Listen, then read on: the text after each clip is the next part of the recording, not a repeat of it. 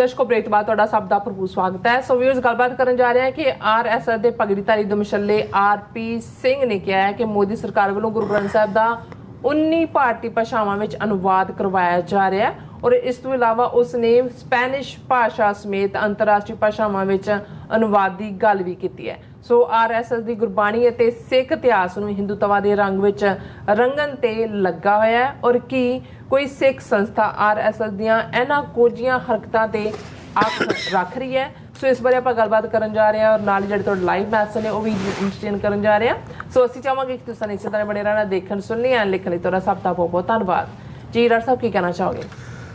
ਦੇਖੋ, ਆਰਐਸਐਸ ਦੀ ਪੈਨੀਟ੍ਰੇਸ਼ਨ ਸਿੱਖ ਹਲਕਿਆਂ 'ਚ, ਪੰਜਾਬ 'ਚ ਔਰ ਈਵਨ ਧਾਰਮਿਕ ਅਦਾਰਿਆਂ 'ਚ ਇਹ ਪ੍ਰਕਾਸ਼ ਸਿੰਘ ਬਾਦਲ ਦੇ ਪੀਰੀਅਡ 'ਚ ਹੀ ਹੋਈ। 5 ਵਾਰ ਉਹ ਮੁੱਖ ਮੰਤਰੀ ਰਿਹਾ ਜੀ ਔਰ ਈਵਨ ਖਾਲਸਾ ਸਾਜਨਾ ਦਿਵਸ ਦੇ 300 ਸਾਲ ਪੂਰੇ ਹੋਣ ਤੇ 1999 ਦੇ ਵਿੱਚ ਜਿਹੜਾ ਅਨੰਦਪੁਰ ਸਾਹਿਬ ਦੇ ਵਿੱਚ ਵੱਡਾ ਮਾਰਚ ਕੱਢਿਆ ਗਿਆ, ਉਹਦੇ 'ਚ ਵੀ ਆਰਐਸਐਸ ਦੇ ਵਲੰਟੀਅਰਸ ਨੇ ਖਾਕੀ ਨਿੱਕਰਾਂ ਦੇ ਨਾਲ ਔਰ ਆਪਣੇ ਪੂਰੇ ਜਿਹੜਾ ਵੀ ਹਿੰਦੂਤਵਾ ਦਾ ਉਹਨਾਂ ਦਾ ਤੌਰ ਤਰੀਕਾ ਹੁੰਦਾ ਹੈ ਉਹਦੇ ਨਾਲ ਸ਼ਿਰਕਤ ਕੀਤੀ, ਸ਼ਮੂਲੀਅਤ ਕੀਤੀ।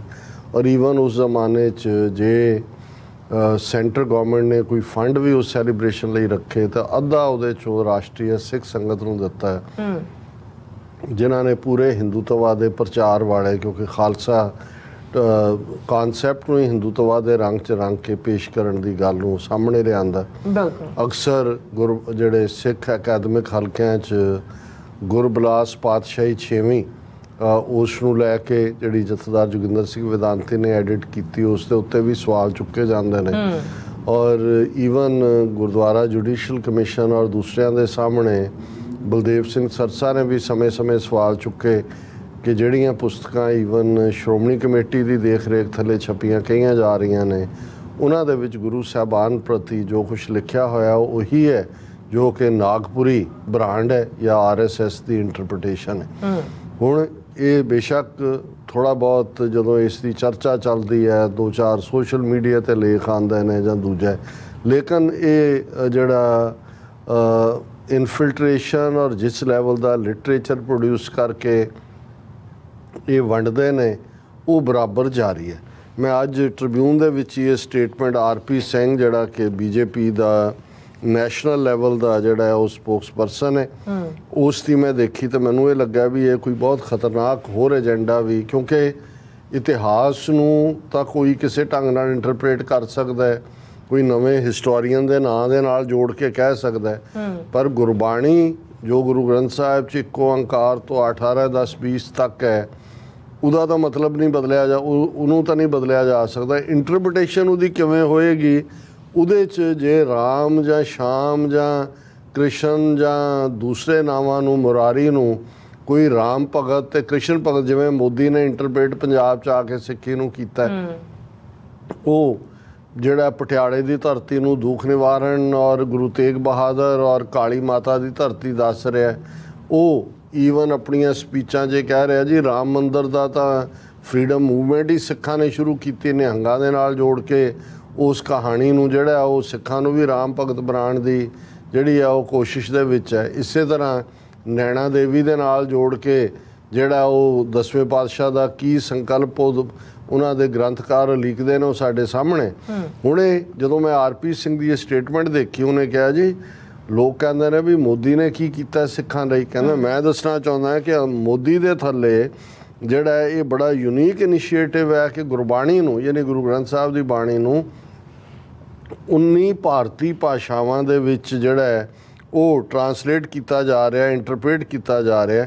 ਇਹ 550 ਸਾਲਾ ਗੁਰੂ ਨਾਨਕ ਸਾਹਿਬ ਦੇ ਪ੍ਰਕਾਸ਼ ਪੁਰਬ ਦੇ ਮੌਕੇ ਇਹ ਅਮਲ ਸ਼ੁਰੂ ਹੋਇਆ ਸੀ ਔਰ ਇਹਦੇ 'ਚ ਈਵਨ ਅਸੀਂ ਯੂਨੈਸਕੋ ਦੀ ਹੈਲਪ ਵੀ ਲੈ ਰਹੇ ਹਾਂ ਔਰ ਉਸ ਹੈਲਪ ਦੇ ਨਾਲ ਇੰਟਰਨੈਸ਼ਨਲ ਲੈਂਗੁਏਜ ਦੇ ਵਿੱਚ ਜਿਵੇਂ ਸਪੈਨਿਸ਼ ਹੈ, ਜਿਹੜੀ ਯੂਰਪ ਦੇ ਵਿੱਚ ਸੈਕੰਡ ਮੋਸਟ ਸਪੋਕਨ ਲੈਂਗੁਏਜ ਹੈ, ਉਹਦੇ 'ਚ ਵੀ ਅਸੀਂ ਇਹਨੂੰ ਇੰਟਰਪ੍ਰੇਟ ਕਰ ਰਹੇ ਹਾਂ। ਉਹ ਪ੍ਰੈਸ ਕਾਨਫਰੰਸ ਕਰਕੇ ਕਹਿ ਰਿਹਾ ਕਿ ਜੀ ਆ ਮੋਦੀ ਦੇ ਬੜੇ ਪ੍ਰੋ ਸਿੱਖ ਮੇਸ਼ਰ ਨੇ ਜਿਹੜੇ ਕਿ ਸਿੱਖਾਂ ਦੇ ਭਲੇ ਦੇ ਲਈ ਨੇ।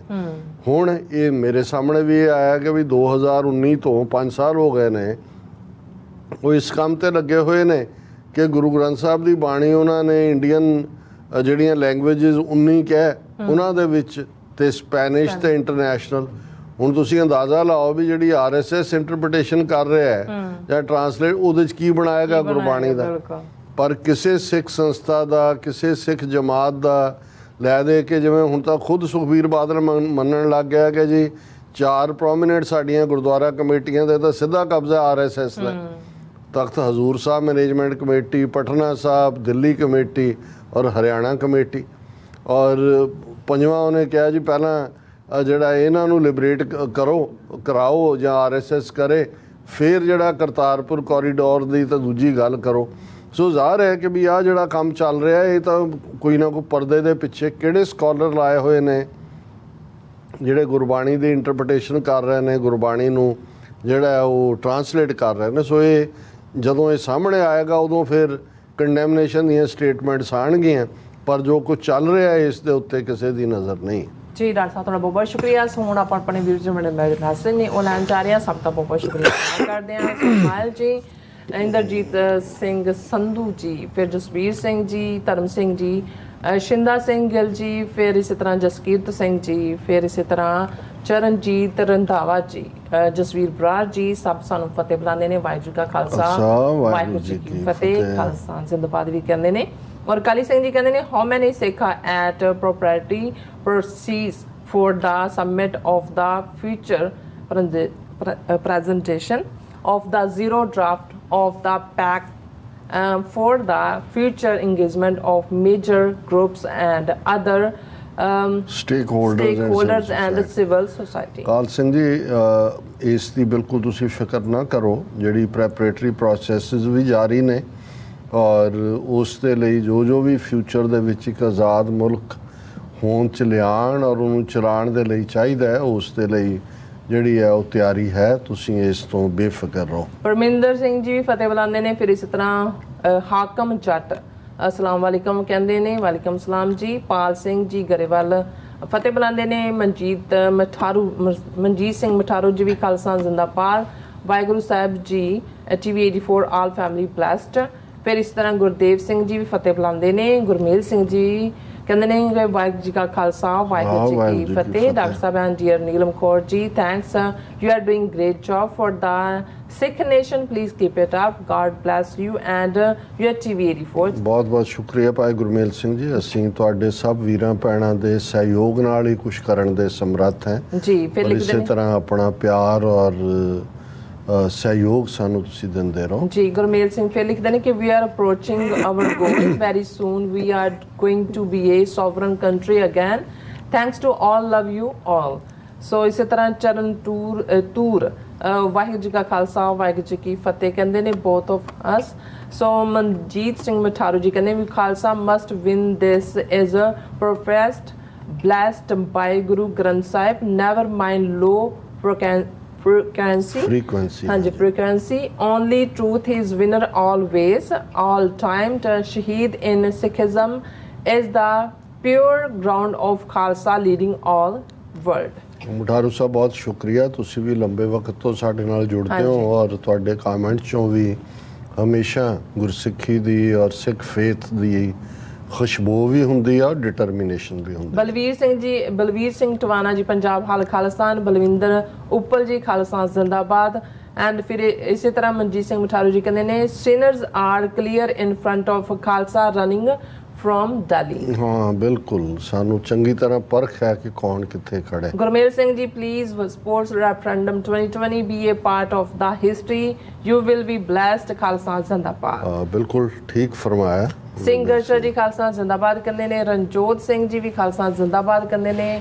ਫਿਰ ਇਸੇ ਤਰ੍ਹਾਂ ਚਰਨਜੀਤ ਰੰਧਾਵਾ ਜੀ ਵੀ ਖਾਲਸਾ ਜ਼ਿੰਦਾਬਾਦ ਕਹਿੰਦੇ ਨੇ। ਔਰ ਕਮਲਜੀਤ ਸਿੰਘ ਜੀ, ਉਹਨਾਂ ਨੂੰ ਫਿਰ ਸ਼ਿਕਾਇਤ ਹੈ ਅੱਜ, ਕਹਿੰਦੇ whenever I write a comment in Gurmukhi, if there is a world Modi agency or agent etc, then they ਜਿਹੜੇ ਕਮੈਂਟ ਨੇ ਉਹ ਡਿਲੀਟ ਕਰਦੇ ਨੇ ਆਟੋਮੈਟਿਕਲੀ। ਕਮਲਜੀਤ ਸਿੰਘ ਤੁਸੀਂ ਠੀਕ ਕਹਿ ਰਹੇ ਹੋਵੋਗੇ। ਅਸੀਂ ਵੀ ਦੇਖਦੇ ਹਾਂ ਕੁਝ ਕਮੈਂਟ, ਅਸੀਂ ਜਦੋਂ ਪੜ੍ਹ ਰਹੇ ਹੁੰਦੇ ਹਾਂ, ਜਦੋਂ ਤੱਕ ਉਹਨੂੰ ਦੁਬਾਰਾ ਅਸੀਂ ਰੀਫਰੈਸ਼ ਕਰਕੇ ਪੜ੍ਹਨਾ ਚਾਹੁੰਦੇ ਹਾਂ, ਗਾਇਬ ਹੋ ਜਾਂਦੇ ਨੇ। ਸੋ ਕੁਝ ਵਰਡ ਉਹਨਾਂ ਨੇ ਫੀਡ ਕੀਤੇ ਹੋਏ ਨੇ ਇਹਨਾਂ ਸਾਰਿਆਂ ਦੇ ਵਿੱਚ ਹੀ, ਇਹ ਹਿੰਦੂ ਤੋਂ ਵੀ ਵੜੇ ਹੋਏ ਨੇ। ਬਿਲਕੁਲ, ਔਰ ਇਹ ਤੁਹਾਡੀ ਗੱਲ ਠੀਕ ਹੈ, ਇਵੇਂ ਹੀ ਹੁੰਦਾ ਹੋਏਗਾ ਜ਼ਰੂਰ। ਰਣਦੀਪ ਸਿੰਘ ਜੀ ਕਹਿੰਦੇ ਨੇ why don't these people fighting for Khalistan come to India and put their demands? Easy to cry outside. Real struggle is difficult, but like our gurus, if you want your own land, come back and fight. ਇਹ ਰਣਦੀਪ ਸਿੰਘ ਅੱਜ ਬੜੇ ਚਮਕਦਮਕ ਰਹੇ ਨੇ, ਇਸ ਕਿਸਮ ਦੀਆਂ ਗੱਲਾਂ ਬਥੇਰੇ ਕਰਨ ਵਾਲੇ ਨੇ। ਸਿਮਰਨਜੀਤ ਸਿੰਘ ਮਾਨ ਅਮਰੀਕਾ 'ਚ ਨਹੀਂ ਬੈਠੇ, ਔਰ ਭਾਈ ਅੰਮ੍ਰਿਤਪਾਲ ਸਿੰਘ ਨਹੀਂ ਬੈਠੇ, ਸਰਬਜੀਤ ਸਿੰਘ ਨਹੀਂ ਬੈਠੇ, ਉੱਥੇ ਕਰ ਰਹੇ ਨੇ। ਰਣਦੀਪ ਸਿੰਘ ਪੰਜਾਬ 'ਚ ਰਹਿੰਦਾ ਹੋਣਾ, ਤੁਸੀਂ ਉੱਥੇ ਉਹਨਾਂ ਦੀ ਮਦਦ ਕਰਦੇ ਹੋ। ਜੇ ਤੁਸੀਂ ਸਿੱਖ ਹੋ ਤੇ ਖਾਲਿਸਤਾਨ 'ਚ ਯਕੀਨ ਰੱਖਦੇ ਹੋ ਤਾਂ ਜਾਓ ਉਹਨਾਂ ਦੀ ਮਦਦ ਕਰੋ। ਜਿੱਥੇ ਕੋਈ ਬੈਠਾ ਹੈ, ਜਿਸ ਕਿਸਮ ਦਾ ਵੀ ਯੋਗਦਾਨ ਪਾ ਰਿਹਾ, ਉਹ ਮੋਸਟ ਵੈਲਕਮ ਹੈ। ਬਿਲਕੁਲ। ਗੁਰਪ੍ਰੀਤ ਕੌਰ ਜੀ ਜਵਾਬ ਦੇਣ, can you specify Mr. Randeep Singh, what happened to the people who have come to the Punjab and try to raise their voice? ਇਕੱਲਾ ਇਹ ਨਹੀਂ ਵੀ ਜਿਹੜੇ ਬਾਹਰੋਂ ਉੱਥੇ ਗਏ, ਜਿਹੜੇ ਉੱਥੇ ਬੈਠੇ ਨੇ ਉਹਨਾਂ ਦੇ ਨਾਲ ਕੀ ਕੀਤਾ। ਸਿੱਧੂ ਮੂਸੇਵਾਲਾ, ਦੀਪ ਸਿੱਧੂ ਜਾਂ ਦੂਸਰੇ ਜਿਹੜੇ ਤੁਸੀਂ 700 750 ਕਿਸਾਨ ਉੱਥੇ ਮਾਰਿਆ, ਸ਼ੁਭਦੀਪ ਸਿੰਘ ਮਾਰਿਆ ਉਸਨੂੰ ਸ਼ੰਭੂ ਬਾਰਡਰ ਦੇ ਉੱਤੇ। ਸੋ ਇਸ ਕਿਸਮ ਦੇ ਲੋਕ ਜਿਹੜੇ ਨੇ, ਜੇ ਤਾਂ ਤੁਹਾਡੀ ਕੋਈ ਦਿਲਚਸਪੀ ਨਹੀਂ ਹੈ ਸਿੱਖ ਇਸ਼ੂ, ਹਾਂ ਜੇ ਤਾਂ ਕੋਈ ਮੁਰਾਰੀ ਲਾਲ ਔਰ ਗੁੱਲੀ ਰਾਮ ਛਲੀ ਰਾਮ ਜਿਵੇਂ ਸੰਤ ਕਹਿੰਦੇ ਸੀ, ਉਹਨੇ ਰਣਦੀਪ ਸਿੰਘ ਬਣਿਆ, ਉਹ ਤਾਂ ਸਮਝ ਆ ਸਕਦਾ।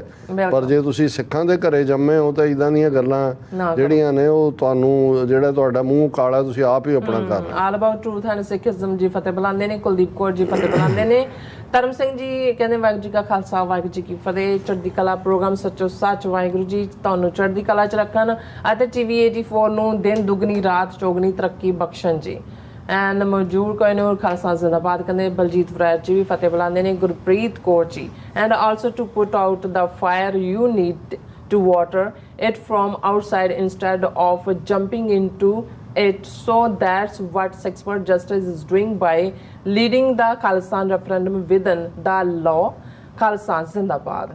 ਬਿਲਕੁਲ ਠੀਕ ਫਰਮਾਇਆ ਭੈਣ ਜੀ ਗੁਰਪ੍ਰੀਤ ਕੌਰ ਹੋਰਾਂ ਨੇ। ਔਰ ਉਹਨਾਂ ਨੇ ਅੱਗੇ ਵੀ ਕਿਹਾ ਕਿ ਵੀ that should not be issue. Self-determination doesn't mean you are not gonna be having relations with the other nations, but Sikh sovereignty is must. Khalistan is the only solution. ਔਰ ਇਹ ਜਿਹੜਾ ਰਣਦੀਪ ਸਿੰਘ ਹੈ, ਇਹਨੂੰ ਹੁਣ ਹੋਰ ਕੁਛ ਨਹੀਂ ਲੱਭਾ ਤੇ what environment are you creating for them? I have grown up all around India.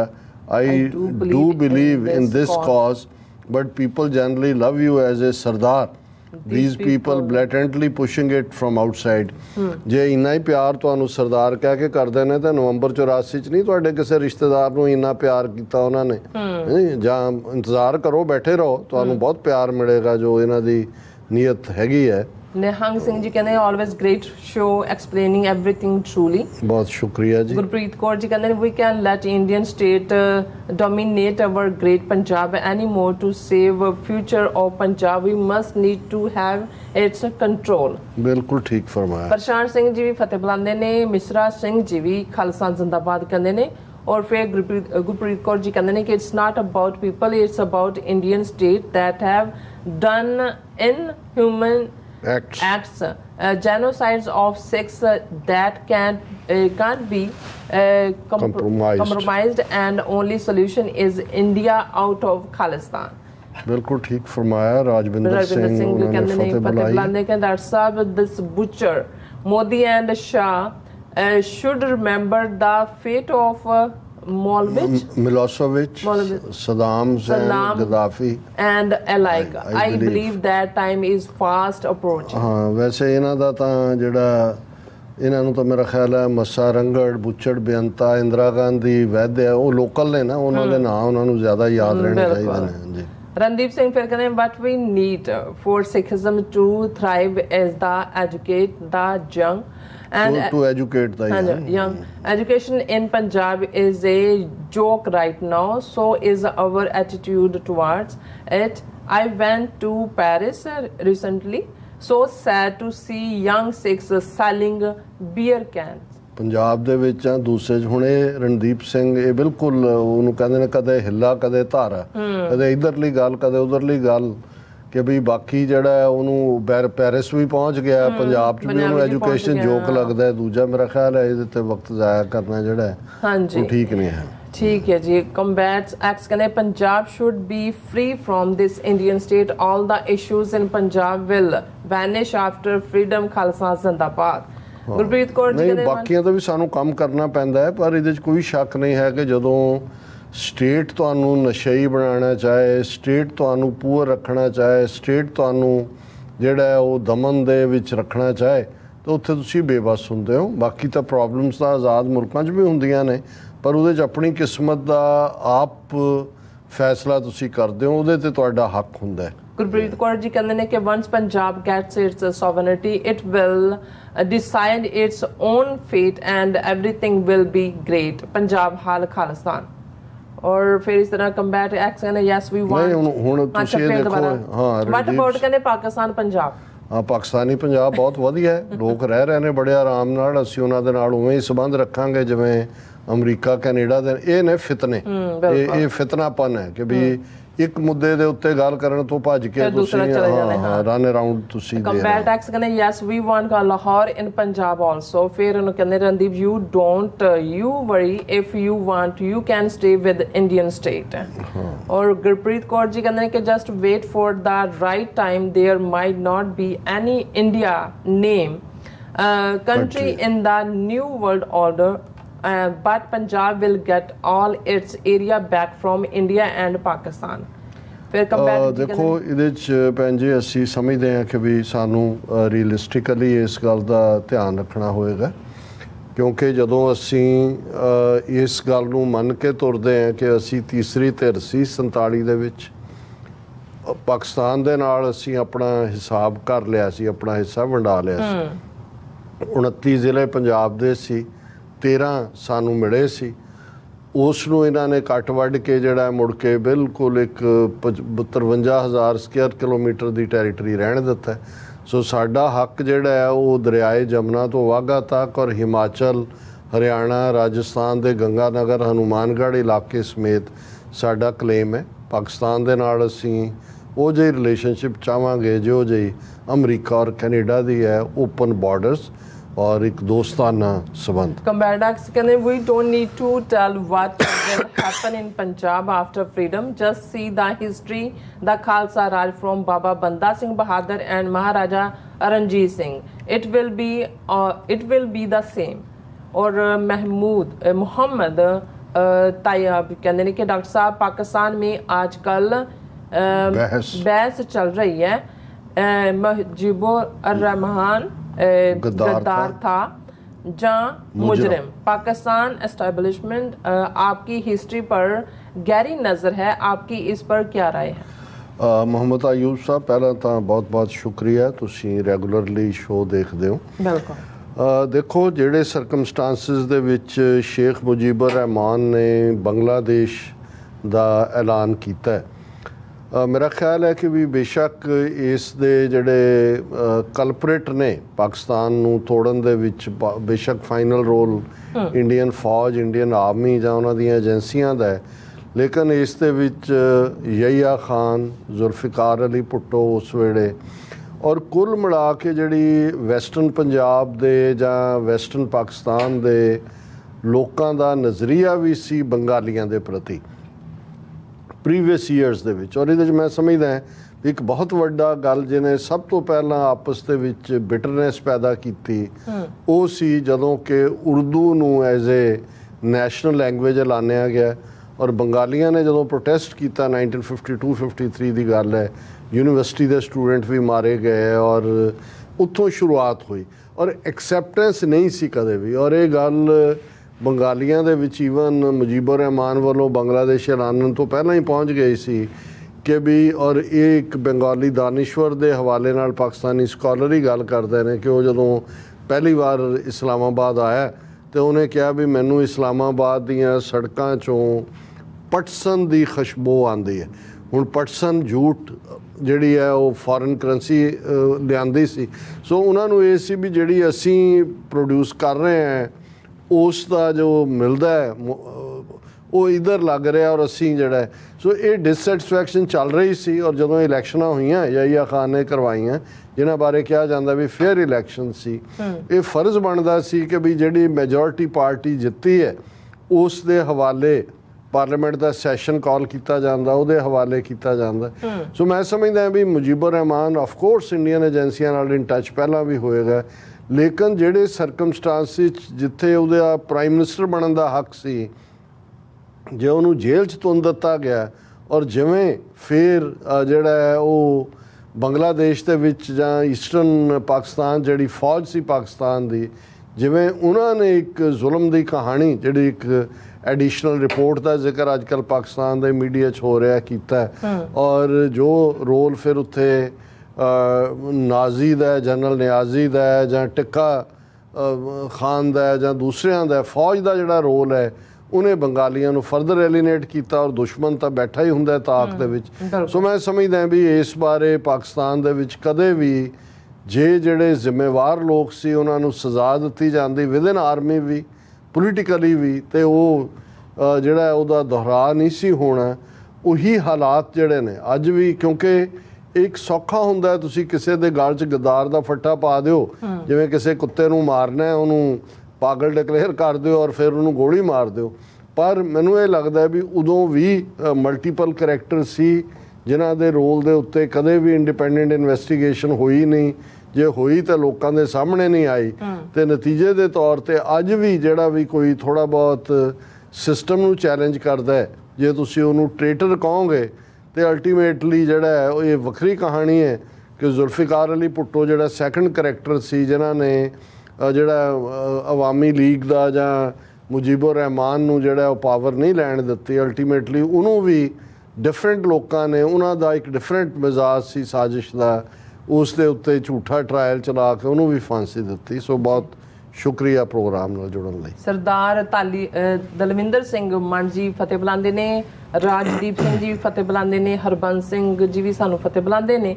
Gurpreet Kaur ਜੀ ਕਹਿੰਦੇ ਨੇ ਕਿ no one is crying here mister Randeep except you and our campaign for sovereignty is going on, so wake up and watch। and Gurmukh Singh ji ਉਹਨਾਂ ਨੇ ਕਿਹਾ ਹੋਣਾ ਨਾ ਕਿ ਤੁਸੀਂ ਮਤਲਬ ਰੋਈ ਜਾ ਰਹੇ ਹੋ ਤਾਂ ਕੁਛ ਕਰ ਰਹੇ ਹੋ।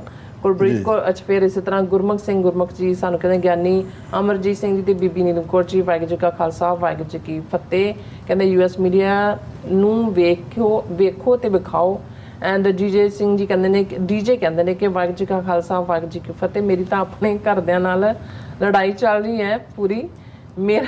ਮੇਰੇ ਘਰ ਦੇ ਕਹਿੰਦੇ ਨੇ ਤੂੰ ਵੋਟ ਪੰਨੂ ਨੂੰ ਨਹੀਂ ਪਾਣੀ ਕੈਲਗਰੀ ਰੈਫਰੈਂਡਮ ਲਈ, ਪਰ ਮੈਂ ਕਹਿੰਦੇ 100% ਜਾਊਂਗਾ।